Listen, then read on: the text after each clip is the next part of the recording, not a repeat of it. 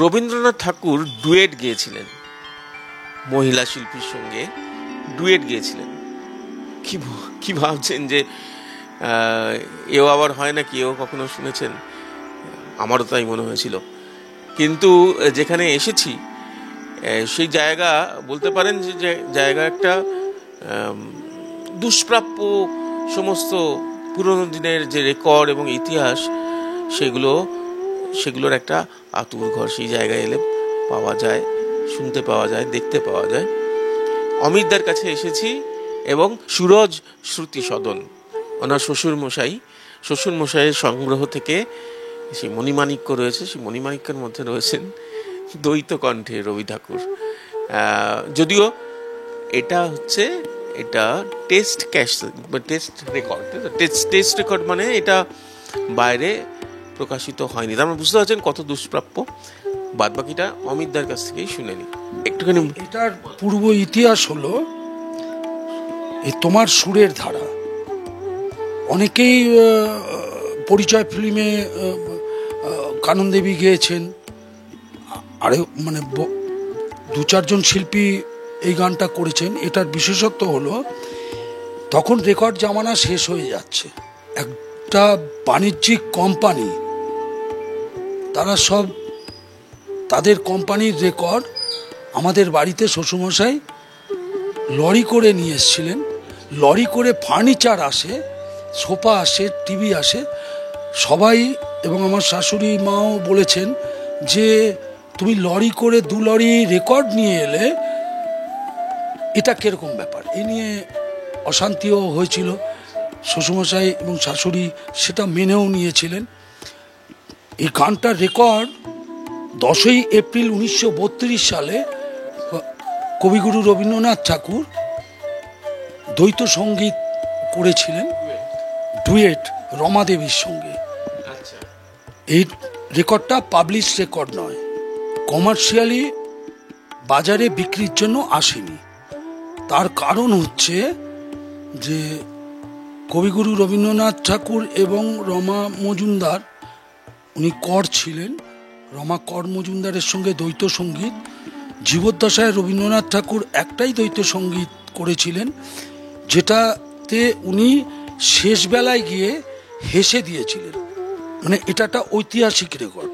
পরবর্তীকালে শান্তিনিকেতন থেকে বিশ্বভারতীর শঙ্খ কাকু ছিলেন, শঙ্খ ঘোষ মহাশয়, উনি এটা চেয়েছিলেন, রেকর্ডটা পাওয়ার জন্য অনুরোধ করেছিলেন।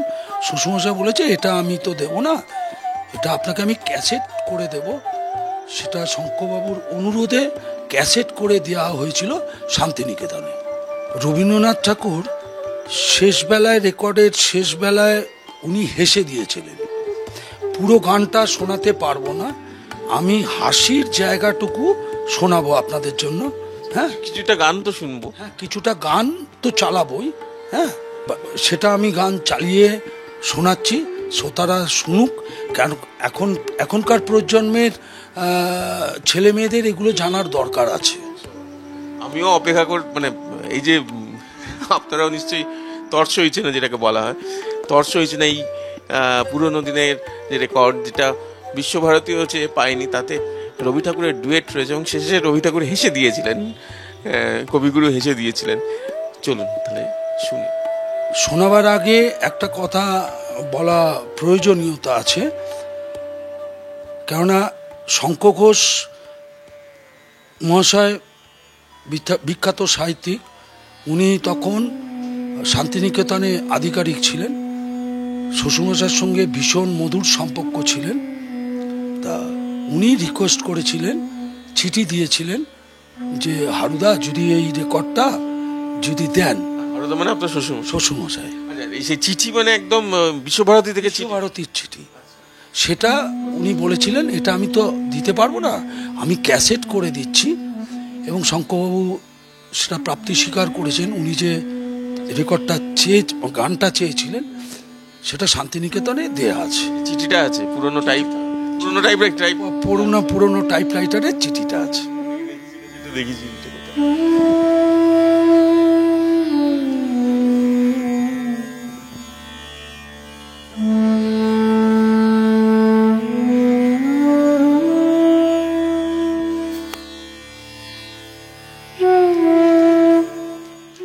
এই সেই চিঠিটা, তুমি শ্রোতাদের পড়ে শোনাও। উপরে বিশ্বভারতী লেখা রয়েছে। শ্রী সুরজলাল মুখোপাধ্যায়, সবিনয় নিবেদন রমা মজুমদারের সঙ্গে গাওয়া রবীন্দ্রনাথের তোমার সুরের ধারা গানটি শ্রী সুভাষ চৌধুরী আপনার কাছ থেকে ক্যাসেটবন্দি করে এনেছেন এবং তা রবীন্দ্র ভবনে সংগ্রহমুক্ত হতে পেরেছে। বিশ্বভারতীর পক্ষ থেকে এই জন্য আপনাকে অশেষ ধন্যবাদ জানাই। আপনাকে আরো একটু বিরক্ত করবো, এই রেকর্ডের একটি ছবি আমাদের দরকার দলিল হিসেবে। আপনি সম্মতি দিলে সুভাষবাবুই প্রয়োজনীয় ব্যবস্থা করবেন। তারপর একটা শেষের লাইনটা খুব ইম্পর্টেন্ট, মূল রেকর্ডটিকেই আমাদের সংগ্রহে পাওয়ার আশা অবশ্য আমরা ছাড়িনি এখনো, বিবেচনা করে দেখবেন। তার মানে এতটাই গুরুত্বপূর্ণ, শঙ্খ ঘোষের সই করা রয়েছে, শঙ্খ ঘোষের সই এতটাই গুরুত্বপূর্ণ যে উনি বলছেন যে আমরা এখনো বিশ্ব আশা ছাড়িনি। এবার সেই ক্যাসেট, সেই মূল যে সেই রেকর্ডটাই আমরা শুনবো, তাই তো? হ্যাঁ, সেই রেকর্ডটাই শোনাবো, শেষ অংশে শোনাবো। কারণটা হচ্ছে অমূল্য রেকর্ড, তাহলে তো আমার কোনো সিক্রেসি থাকলো না, কি অ্যান্টিক কিছু থাকলো না। হাসিটা শুনলেও তো, হাসিটা শুনিয়ে দেবো। ঠাকুরের হাসি, দ্বৈত সঙ্গীত ডুয়েটে রবি ঠাকুর হেসে ফেলেছিলেন।